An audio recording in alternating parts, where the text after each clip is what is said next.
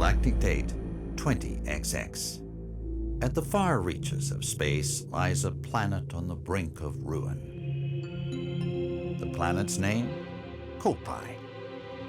Due to a booming population, booming appetites, and a basic lack of planning, Kopai's inhabitants have all but exhausted their food supply. Their only hope is to find another planet with edible matter. Accordingly, they send unmanned scout vessels called Sparrows out into space. To their dismay, the search is proving fruitless. Just as they're about to give up, the final vessel reports back with news of a miraculous discovery. They mobilize to investigate the planet, which they name PNF 404. Kopai's last hope rests on 3 intrepid explorers.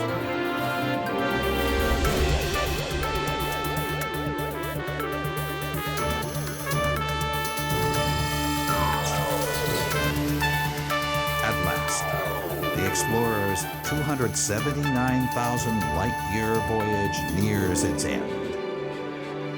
But as they initiate the landing sequence, something goes horribly wrong.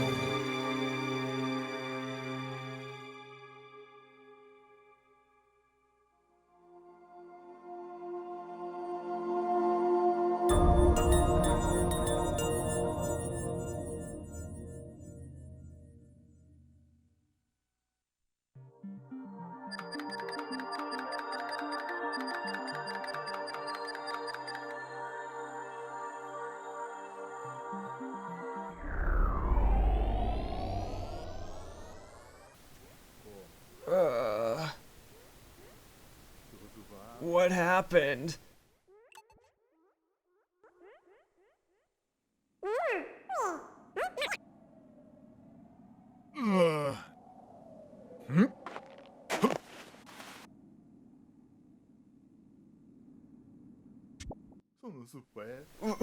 Where am I? The last thing I remember was... Oh, of course! This must be PNF 404. Charlie to ship! Charlie to ship! Do you copy? This is your captain! I repeat, do you copy? Hello? Anyone? There's no response. Where's my ship? My crew!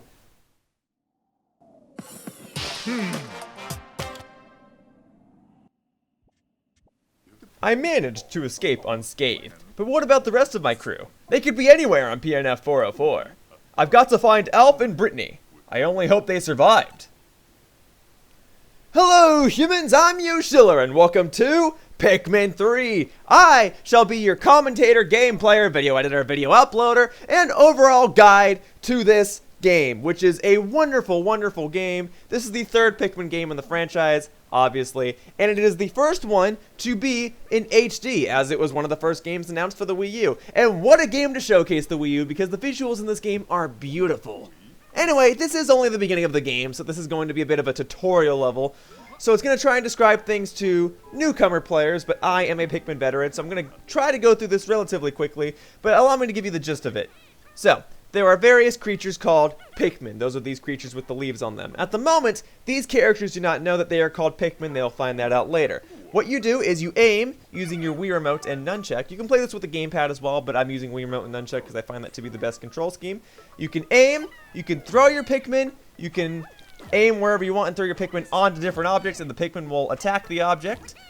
You can also see that there's a little arc every time I throw the Pikmin, and that's now labeled in this game. That wasn't shown in Pikmin 1 or 2. You can also shake the nunchuck to dispatch your Pikmin. That was also not in Pikmin 1 or Pikmin 2. And simply put, the main mechanic of this game is to control these creatures and have them perform various tasks throughout the day in hopes of making sure that you are able to survive on this planet, which is known as PNF 404. Finally, I can dismiss the whole group with nunchuck shaking. I guess that's what we're going to call it. Okay. And then, whenever you want to bring them all back, point to them, press B, this little ring will appear, and that is your whistle range. Wherever you whistle, you will be able to call back Pikmin. And then from there, you can throw them again, dispatch them again, pretty much do whatever you want. Simple as that. And Pikmin is a simple game, but I'm making this walkthrough for 3 main reasons despite its simplicity. Number 1, it gives me an excuse to play Pikmin 3 again, and I've already just played Pikmin 1 and Pikmin 2, so I may as well play the third and most recent game. Number 2, it is one of the first Wii U games, and it is one of the best Wii U games. So I figured since the Wii U is being phased out for the Nintendo Switch, I may as well go ahead and showcase one of the Wii U's best games before the console is completely removed off from the market. And number 3, I figured that there are certain points in this game where players could use advice or could potentially get stuck. And so, like any good walkthrough, my goal is to show you guys how to beat this game in an efficient and effective manner. So, let's continue on then. I have now destroyed the mushrooms that were blocking my path, and now that I've gotten past that point, I now have the ability to turn the camera around. Basically, wherever I'm facing, if I push the Z button, the camera will spin around and follow the direction that I'm facing. Simple as that. And now I have 30 yellow Pikmin, and yellow Pikmin cannot knock down these icy glass walls. We'll worry about that a little later. Like any good video game, there's going to be an obstacle that you cannot overcome in the beginning, and you'll have to come back to it later. So let's keep destroying all of these fungi, and let's see if I can locate my other captains and allies, and see if I can find even more yellow Pikmin, and see if I can progress onward through this game. Because this is a walkthrough, I would like to progress onward with this game. If I just stayed in one place, that wouldn't be too much of a walkthrough now, would it? Okay, so under normal circumstances, my natural instincts would tell me not to enter a random cave on a random planet. But since the visuals inside of here are wonderful, and since I don't really have any other direction I can go at this moment anyway, I guess I'm just gonna go through here. And hey, if I have 30 yellow Pikmin following my lead, there's nothing that can possibly go wrong, right? I've got an army of 30 little yellow guys, my minions, so to speak. This will be fine. Look at that. They're attacking enemies for me. And as you can see, these things have little health bars on the top. Once those health bars are completely depleted, the enemy will explode into nothingness. It's great. Ah, what a successful voyage so far. Nothing can possibly go wrong, right? Right?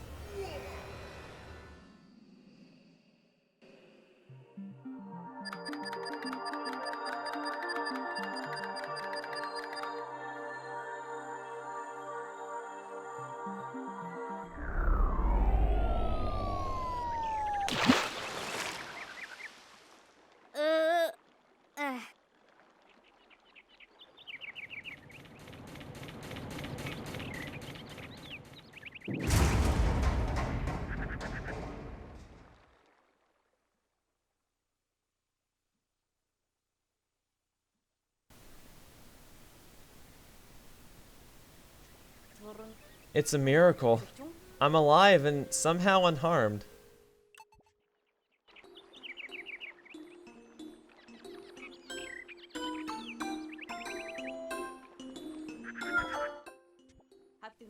Just as the SS Drake was about to land, we lost control and had to make an emergency escape. During the chaos, I was separated from my other 2 team members, as well as the ship itself. As the ship's engineer, it's up to me, Alf, to find both the SS Drake and my crew members. Now, welcome to the second part of this tutorial part. Now, I'm playing as Alf this time, who plays no differently than Charlie, but there are still a few more mechanics that I have to see before I can fully control what I'm doing in this game. What was that? I don't know. Sorry, I was busy talking over it. Now, under normal circumstances, my natural instinct would tell me not to follow a random creature on a random planet back to its home base. But, since this is a video game, I guess I kind of have to, and I don't really have anywhere else I can go. It appears that the specimen I just spotted has company. See, this is exactly why you don't follow it back to its home base, but thankfully these creatures aren't going to harm me. And what's that stuck in that branch? Well, like I said earlier, I might be a different character, but the mechanics don't change. Simply put, whistle to the Pikmin and throw all 3 of them onto this little red item that's stuck in the branch. Then, they'll knock it down. So, again, this is a tutorial day, so today is going to be a bit slow, things are going to be a bit easy. It's teaching me all these mechanics so that starting tomorrow, and in future days, it can just throw me right into everything. I was hoping that it was fruit, but it doesn't appear to be edible at all. Nevertheless, the red fellows seem quite pleased now that it's freed. Well, we'll see just what this little thing does in just a moment. For now, let me go ahead and take these guys. I don't think I can do anything right now. Let me just double check. No, I'm just throwing Pikmin. Okay. This little glowing light, that will be important later. Don't worry, there are plenty of things I can do with this glowing red object. For the time being, let's move on to the next mechanic. You see this pile of rubble with this glowing number over it? If you chuck your Pikmin at it, your Pikmin will automatically figure out what to do with that pile of rubble, and they'll start doing stuff with it. In this case, they're constructing a bridge for me, which is very, very generous of them. And they'll just automatically go back, collect more pieces, and move over to the bridge and construct it. Now, obviously, if I had more Pikmin, they'd be able to do this task more quickly. But for the time being, that is a major mechanic of this game. Having your Pikmin perform automatic tasks like this. We saw with Charlie that Pikmin are able to knock down mushrooms and that they're willing to latch onto objects and keep hitting them until they get destroyed. Well, here with Alf, we're able to see that Pikmin are willing to carry objects and construct other objects out of them. Very, very cool stuff. I could use some more helpers. Well, I don't think we have access to any more at this moment, but hey, as we move along in the tutorial, I imagine that I'll have all sorts of little helpers to help me out. In the meantime, soak in the visuals because they are so, so lovely! And hey, we have another mini cutscene. Ooh, that looks like a familiar object. My copad, or copad. Thank goodness I found it! I can use it to locate the SS Drake! Well, once this bridge is constructed, I'll get right to it. So yeah, take in the visuals. Like any new game on a launching system, you want to try and showcase everything that your new system can do from the get-go. I mean, Pikmin 1 showcased, hey, there's another red Pikmin over here. Pikmin 1 showcased that Nintendo was now capable of doing more realistic settings, was capable of creating plants and water and glass and all these other difficult surfaces that weren't really doable in the Nintendo 64. And this one is showcasing that Nintendo is very good at handling high-definition graphics. And you'll see later, or in fact you even saw it earlier, that Nintendo has made some really realistic looking water, some really realistic looking plants, and that the lighting in this game is beautiful. Oh, it is so nice. Here we are. Now, for this, obviously this is a Wii U game, so there are going to be things that will rely on the gamepad. But luckily, the gamepad screen is also displayed here on the television screen. So as you can see, the gamepad screen is mostly a map, which is why I'm not too concerned about recording the gamepad for this walkthrough, and since it just gets displayed onto the television screen anyway whenever something major happens, this is all I'm really going to show is the television screen. I don't even have a gamepad capture device anyway. But it does have touch controls. I can move it around, look around the map. I can see that I'm going to be heading north, and then I'm going to be heading to the west, and then as I head more to the west, aha, there's the SS Drake. Ah, that's exactly what Alf said. Aha, the SS Drake isn't that far from here. Maybe the other two crew members are there as well. I'd best head in that direction. Well, that's the wisest idea. Head to the home base. Okay, cool. For the time being, let's go over some more mechanics. As you can see, there are little flowers over here with little centers that say 1 on them. These are simply called pellets, and when you knock the pellets off of the flower, the Pikmin will automatically latch onto them and carry them, and they'll carry them back to this little red glowing thing that I sprouted earlier. So once the Pikmin carries it back to the glowing light, the machine will suck up the pellets, it'll sprout these little seeds, and voila, I've just created more Pikmin. Simple as that. That thing is popping out some sort of sprouts. That's right. Simple as that. Simple stuff. Tutorial level day. Go up to them, press A, and you'll pluck them. And voila! Oh, okay, so the game is just telling me that they're called Red Pikmin. Well, I knew that. I mean, the name of the game is Pikmin, but whatever. Ah, I see. So this is how these little creatures propagate. How incredibly fascinating! And that's how you get more Pikmin. You carry nutrients back to this little glowing thing, which I'm just going to tell you now is called an onion. Okay, these things are called onions. You carry nutrients back to the onions, and you sprout more Pikmin. And with more Pikmin, you can get more tasks done more quickly. So here's another flower with another pellet. Throw the Pikmin onto it, and they'll carry it back. Also, I should probably point out something else. Oh, hang on. Well, before I point out something else, let me point out this. These are enemies. You can kill the enemies, and you can, too, carry them back to the onion for Pikmin growth. It's cool. So you can have Pikmin attack enemies and then carry the remains back to the glowing lights in order to breed your own species more. So you can make one species go extinct in order to make your species more dominant. Sounds like the human species, right? Haha. Okay. And there you go. That's a pellet with a 5 on it, meaning that 5 Pikmin will need to carry it. And when I carry it back to the onion, 5 Pikmin will sprout from it. So as you can see, every time Pikmin carry something, there's a fraction. The numerator determines how many Pikmin are currently carrying it, and the denominator determines how many Pikmin are carrying it total. Now, there is also a maximum amount of Pikmin that can carry an object at a time. If an item only needs 1 Pikmin to be carried, then I probably can't have any more than 2 or 3 Pikmin carry it. I can't have 50 Pikmin carry an object that only requires 1 Pikmin, if that makes sense. So, I'm going to have to manage my Pikmin more effectively and have them carry objects in a way so that I can have them all carry objects quickly without trying to get them all to carry 1 object at a time, if that makes sense. So here we have a flower with a 5 pellets in it. That means it's going to take more damage than the average flower. That means at least 5 Pikmin are necessary to carry it, and that means only 10 Pikmin can carry it total. If I try to throw more Pikmin onto it, they just won't latch on, so I just have to hope that those 10 Pikmin are able to carry it back safely and soundly. And once they do carry it back, I'll get at least 5 Pikmin from the onion. Sometimes I'll get more, but I'll address that more in later parts when I have a more appropriate time to discuss it. Okay, but for the time being, once I get that back, I'll have at least 21 Pikmin on the field, and I should be able to carry out any other tasks that are necessary for today. Yeah, cool stuff, right? Cool stuff. And also, when I'm plucking Pikmin, all I have to do is press the A button once, and Alp here will automatically pluck the rest unless I press the B button. In previous games, I had to rapidly press the A button, and I had to keep pressing it until all of the Pikmin were sprouted, but not in this game. That's just something that they decided I no longer needed to do.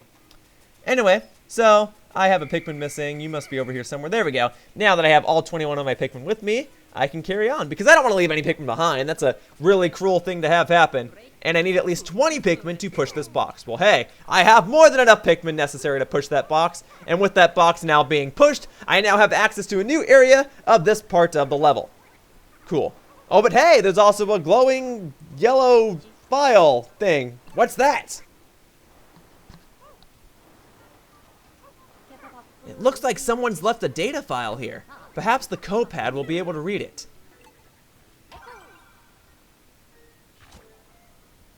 The onion is like a nest for the Pikmin.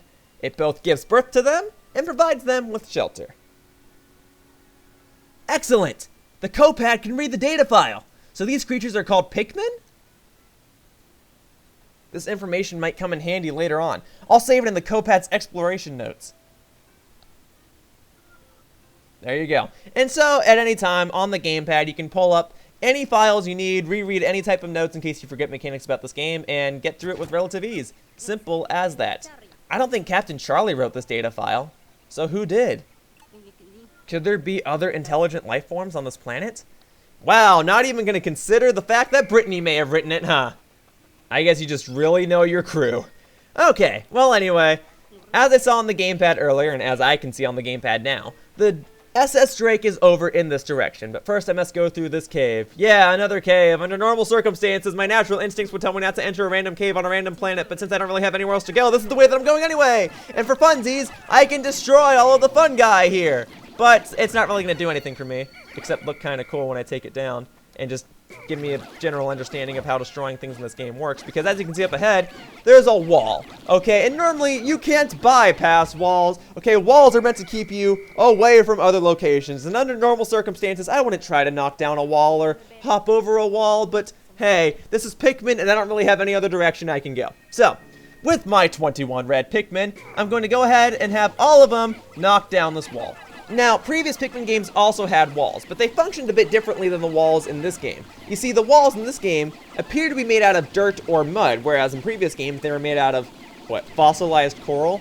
But here, every time my Pikmin slowly deal damage to this wall, part of the wall will get blown away, whereas in previous Pikmin games, part of the wall will just slowly fall down. So it's just kind of like a visual upgrade, I guess. Looks kind of cool. So for the time being, I'm just going to call those dirt walls. And hey, would you look at that? There's the SS Drake, safe and sound. There it is, the SS Drake. No damage to it, thankfully. It seems like it's just upright, unless it's just programmed to be that way. The copad isn't picking up any signs of life in the immediate area. What am I supposed to do now?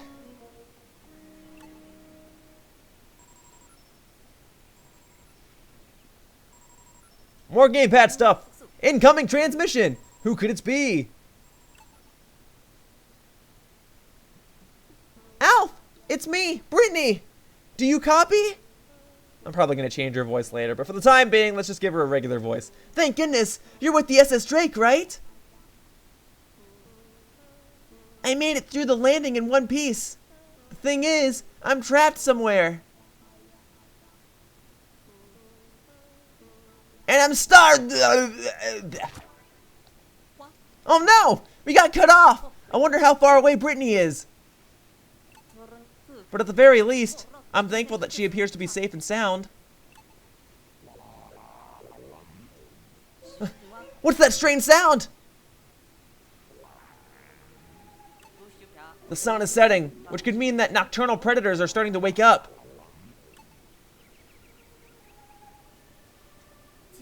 I should probably get off the planet's surface for now. And just hope that Brittany and Charlie survive somehow.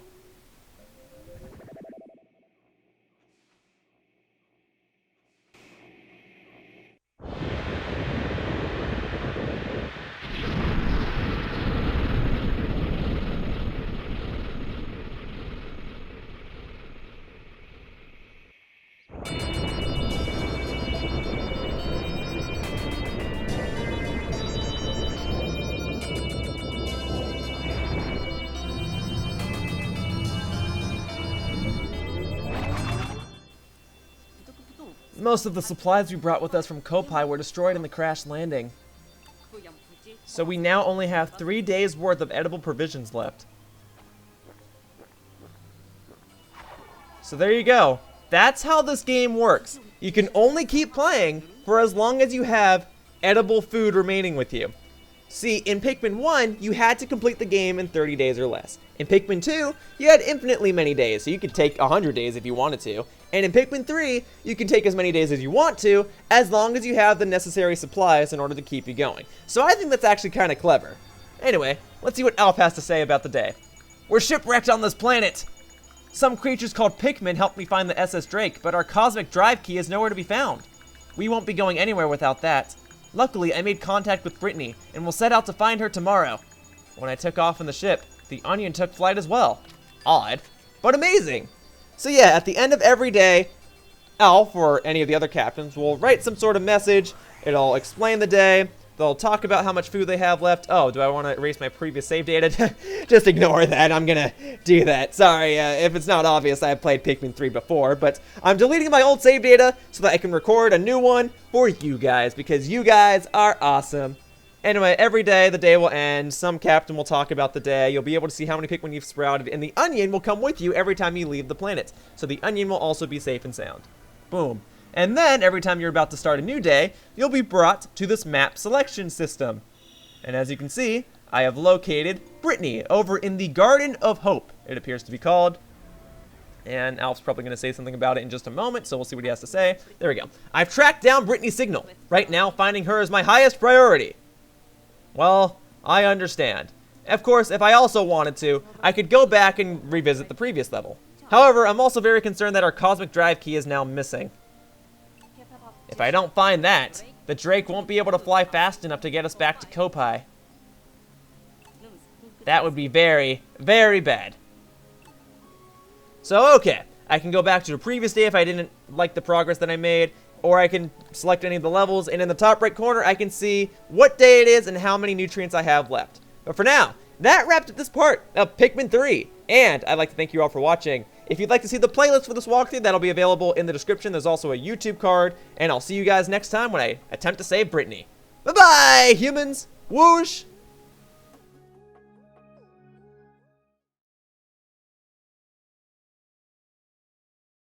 Hey guys, thank you so much for watching my video. If you enjoyed the video, then please consider checking out one of my other videos. On the screen right now, there are various videos and annotations. If you click on one, you'll be redirected to one of my other videos.